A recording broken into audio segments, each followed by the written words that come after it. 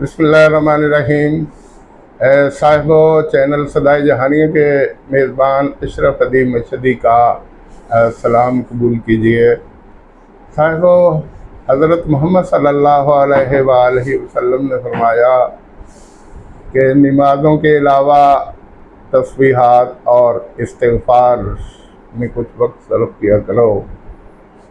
کہتے ہیں کہ حضرت امام ابو حنیفہ رحمۃ اللہ علیہ ایک دن سفر پہ تھے اور دوران سفر کوفہ کی مسجد میں انہوں نے رات قیام کرنا چاہا، لیکن مسجد کے نگران نے انہیں منع کیا کہ انتظامیہ نے روک رکھا ہے کہ کوئی بھی مسافر یہاں قیام نہیں کر سکتا۔ انہوں نے بہت منت سماجت کی کہ میں مسافر ہوں اور کوئی واقف کار نہیں ہے، میں کہاں جاؤں؟ تو اس نے کہا کہ نہیں، مجھے انتظامیہ کا آرڈر ہے کہ میں کسی کو یہاں ٹھہرنے نہ دوں۔ وہ تھوڑے سے بضد ہو کے انہوں نے چادر بچھائی اور لیٹ گئے، اور نگران نے پھر آخری حربے کے طور پہ ان کو ٹانگ سے پکڑا اور گھسیٹ کر مسجد سے باہر ایک تھڑا سا تھا وہاں ان کو لا کے چھوڑ دیا۔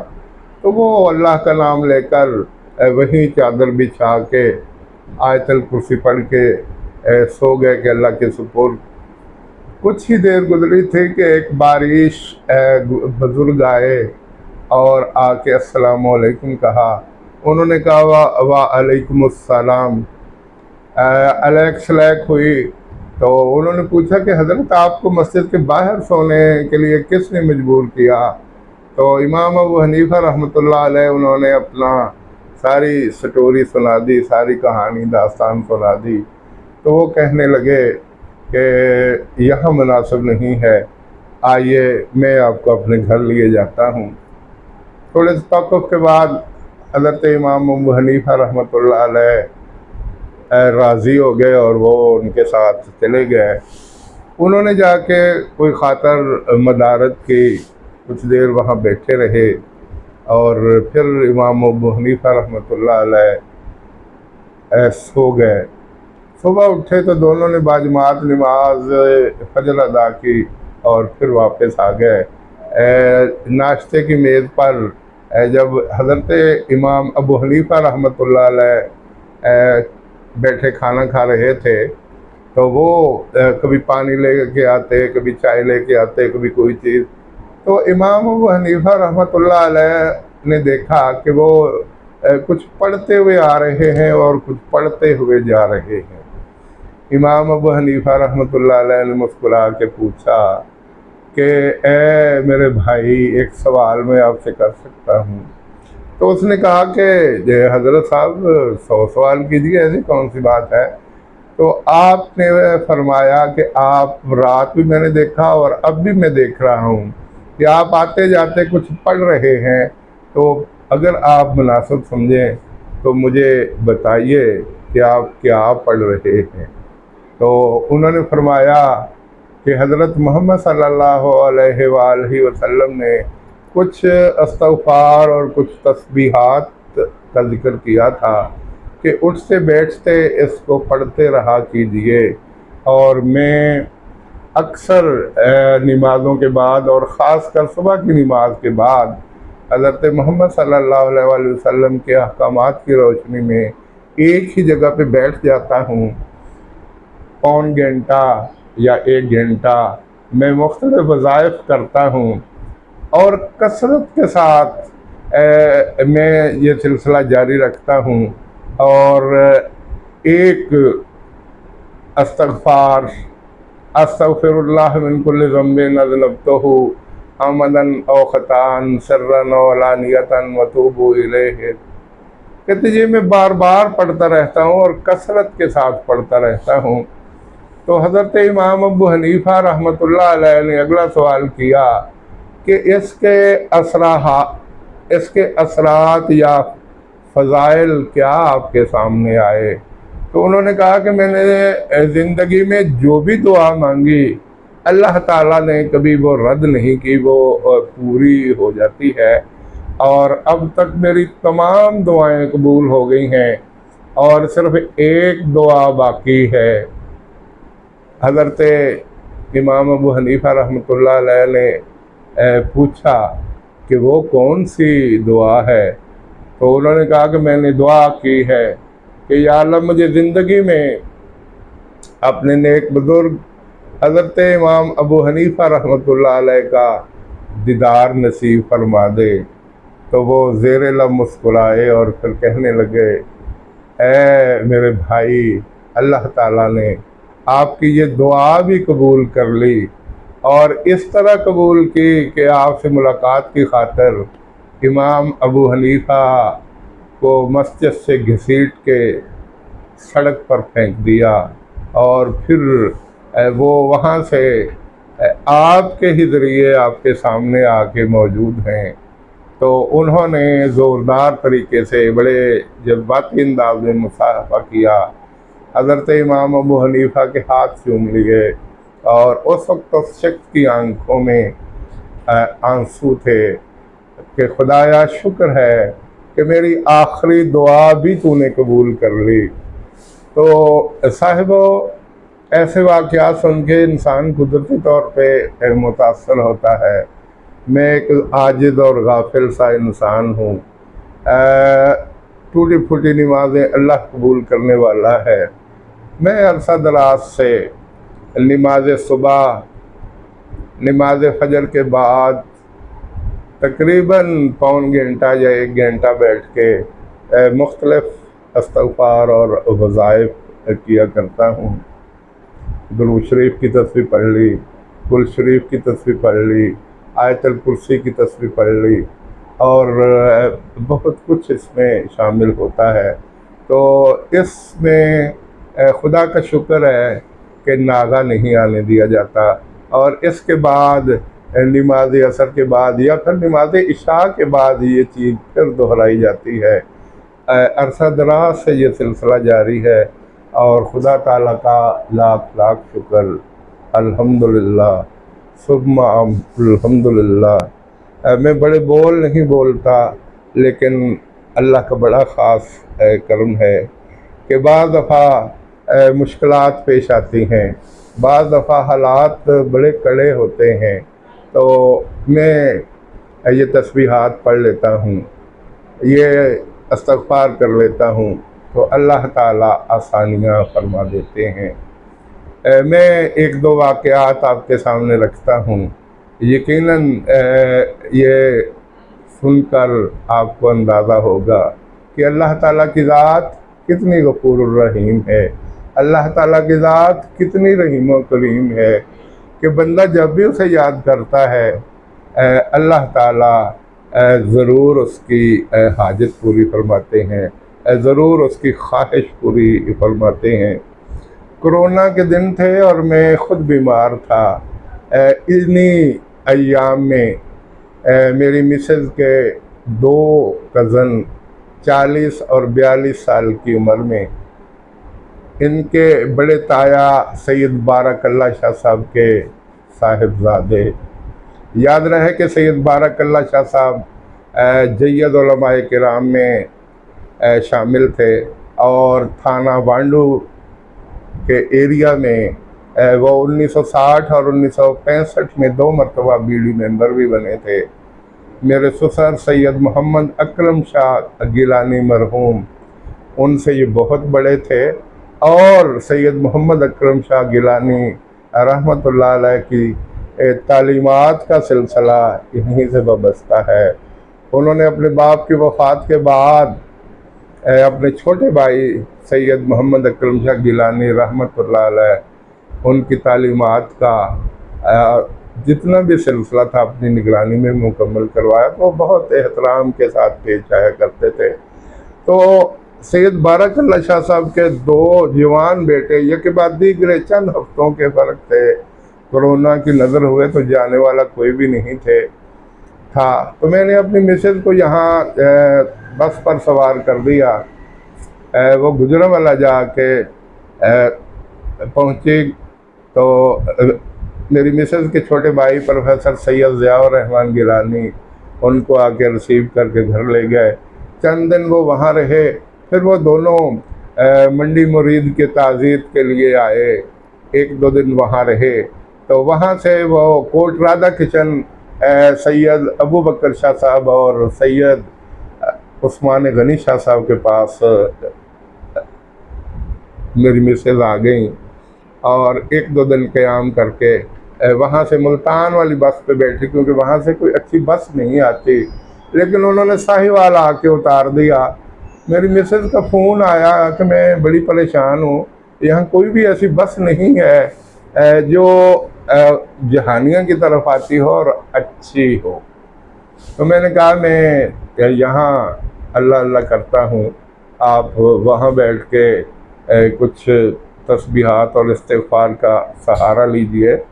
تو میں نے وہیں، میں باوضو تو تھا ہی، نماز اصل کے بعد میں بیٹھا تھا، تو میں نے رب یسر ولا تعسر وتمم بالخیر، رب یسر ولا تعسر وتمم بالخیر، رب یسر ولا تعسر وتمم بالخیر، رب یسر ولا تعسر وتمم بالخیر۔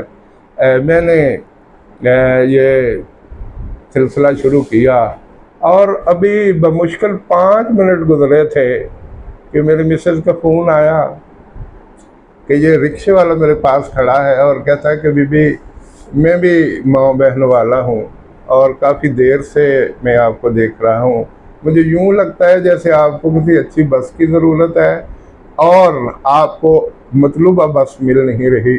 اصل صورتحال یہ ہے کہ یہ ساہیوال کا مین اڈا ہے، اور بسیں بائی پاس سے گزر جاتی ہیں، تو اگر آپ نے جہانیہ جانا ہے تو وہاں سے نیازی ایکسپریس بھی مل جائے گی، وہاں سے فیصل موور بھی مل جائے گی، وہاں سے منٹھار بس اور دیگر اچھی بسیں بھی مل جاتی ہیں۔ تو اگر آپ مناسب سمجھیں تو میرے ساتھ آ جائیے۔ میری مسز نے رکشے والے سے بات کروائی، تو میں نے کہا بھائی صاحب اللہ کے فضل آپ ان کو وہاں چھوڑ آئیے، آپ کی بہت مہربانی۔ تو وہ اس نے 50 روپے لیے اور وہ وہاں جا کے کچھ دیر ٹھہرا۔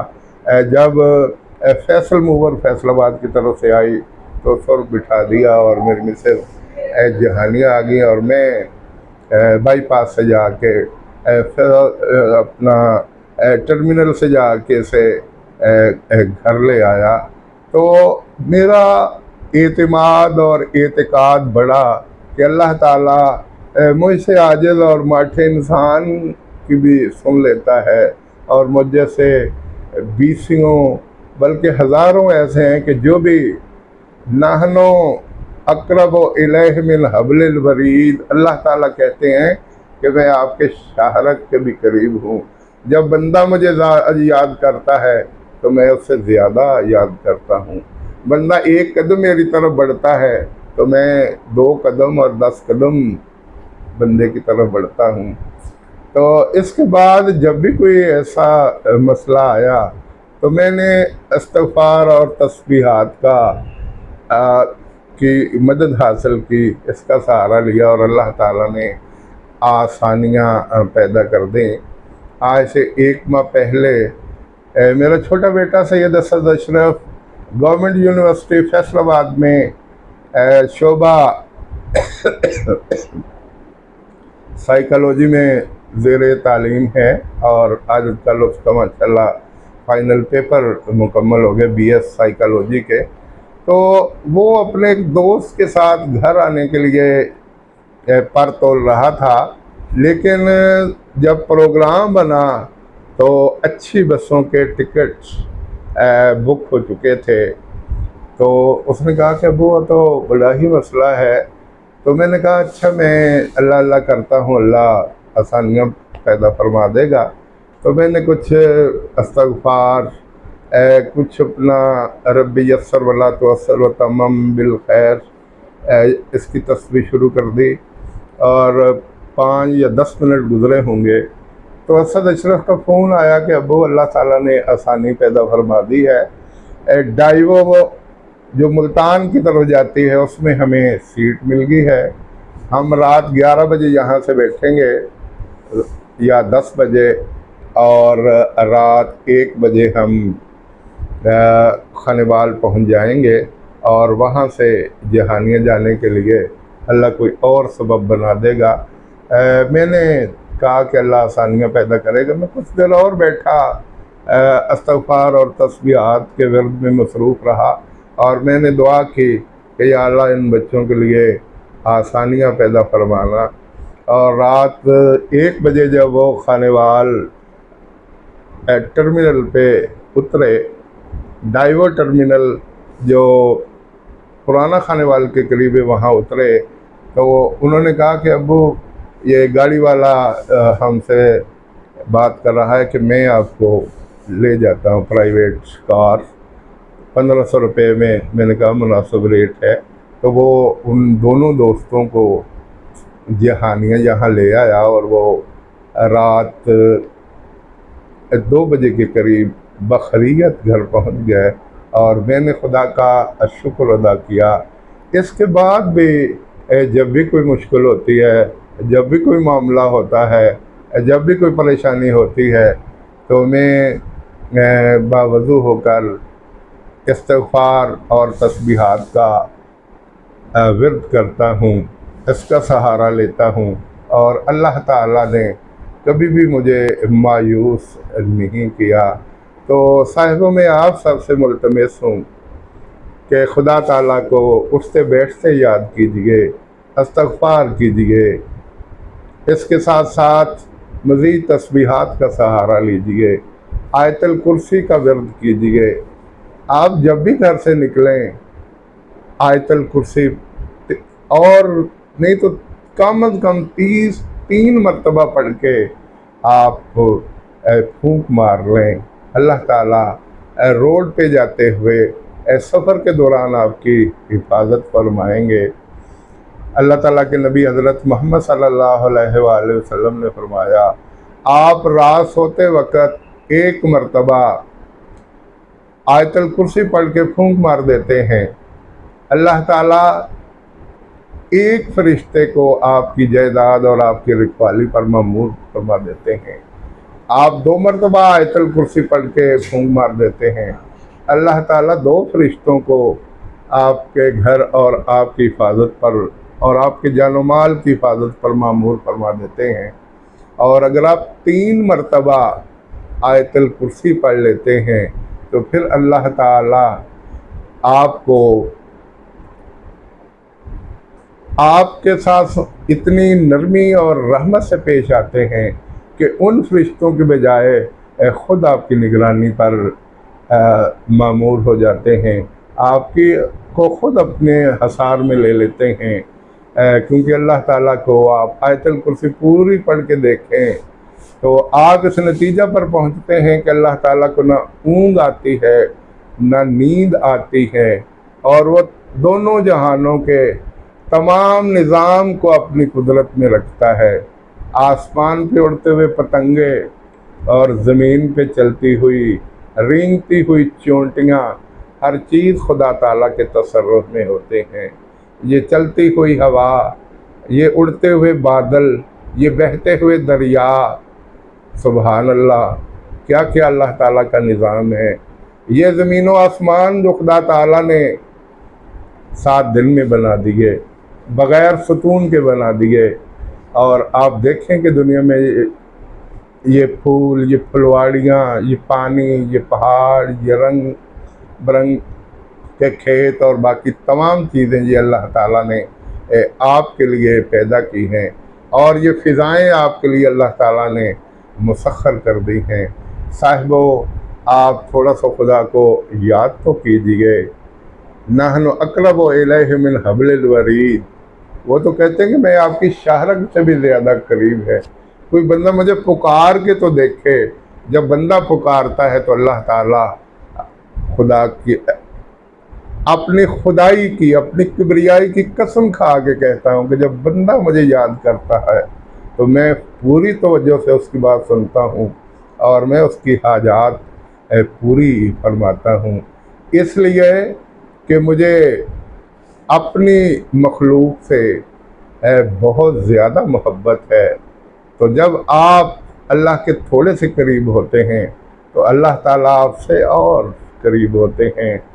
तो साहिबो, चंद یہ جو گزارشات میں آپ کے سامنے رکھی، گفتگو کے چند ٹکڑے آپ کے سامنے میں نے رکھے، تو اس تمام گفتگو کا نچوڑ یہ ہے کہ ہمیں اٹھتے بیٹھتے اللہ تعالیٰ کو یاد کرنا چاہیے، تسبیحات کا سہارا لینا چاہیے اور استغفار کا سہارا لینا چاہیے، نماز پنجگانہ کی طرف توجہ دینی چاہیے، اور اس کے علاوہ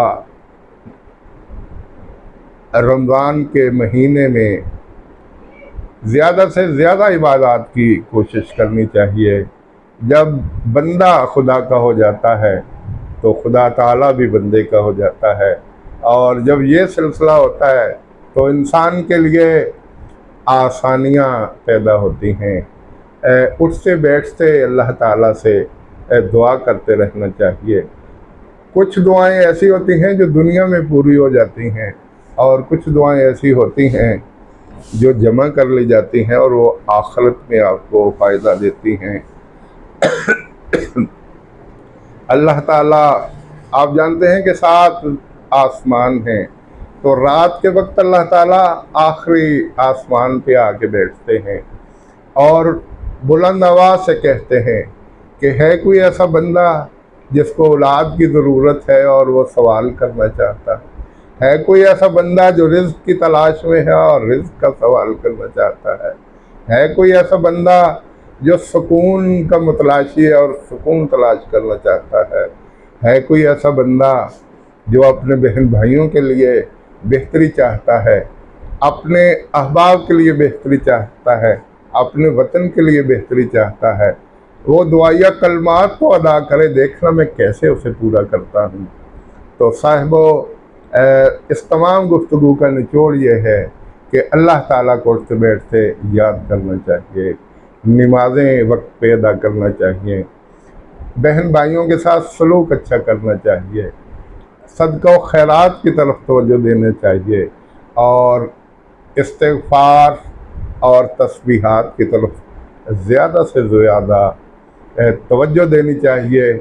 دیکھنا پھر اس کے اثرات بہت جلد آپ کے سامنے آ جائیں گے، اور انشاءاللہ تعالی آپ کو خود محسوس ہوگا کہ دل میں ایک ٹھنڈک سی ہے، دل میں ایک مٹھاس سی ہے، دل میں ایک سکون سا ہے۔ اللہ تعالیٰ کے نبی حضرت محمد صلی اللہ علیہ وآلہ وسلم نے فرمایا کہ نیکی اور بدی کا چیک کرنے کا پیمانہ بہترین ہے۔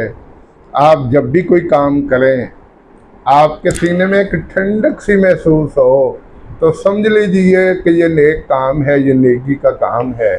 اور اگر کوئی کام کرتے ہوئے آپ کا دل دھڑک رہا ہے، آپ کو خوف محسوس ہو رہا ہے، تو سمجھ لیجئے کہ یہ برا کام ہے۔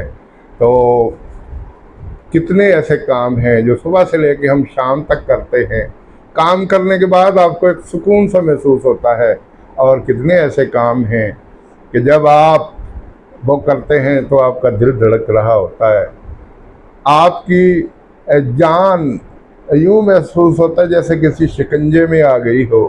تو یہ اچھائی اور برائی کے پیمانے ہیں، ان کو ہمیشہ نگاہوں میں رکھیے۔ نمازوں کی طرف بہت زیادہ توجہ دیجیے۔ اللہ تعالیٰ کے نبی حضرت محمد صلی اللہ علیہ وآلہ وسلم نے فرمایا، جب آپ نماز پڑھتے ہیں تو آپ کے گناہ یوں جڑ جاتے ہیں۔ آپ نے ایک سوکھی ٹہنی لی جس پہ پتے موجود تھے، وہ زمین پہ ماری تو پتے جڑ گئے۔ آپ نے فرمایا یوں جب آپ جیسے یہ پتے جڑ گئے آپ نماز پڑھتے ہیں تو آپ کے گناہ ایسے جڑ جاتے ہیں۔ الصلاۃ و عماد الدین، یہ دین کا ستون ہے نماز، اس کی طرف بہت زیادہ توجہ دینی چاہیے۔ آپ صلی اللہ علیہ وآلہ وسلم نے فرمایا، جو انسان صبح کی نماز پڑھتا ہے، صبح اور ظہر کی نماز کے دوران چھوٹے چھوٹے کچھ گناہ ہو جاتے ہیں تو وہ اسی وقت ختم ہوتا ہے۔ ظہر اور عصر کی نماز کے دوران چھوٹے چھوٹے گناہ ہو جاتے ہیں، وہ اسی وقت اللہ تعالیٰ معاف کر دیتا ہے۔ تو یہ سلسلہ چلتا رہتا ہے۔ اور فرمایا، جو عشاء کی نماز سے غفلت برتتا ہے، اس کی رات کی نیند کی مٹھاس ختم ہو جاتی ہے۔ کئی بار ایسا हुआ।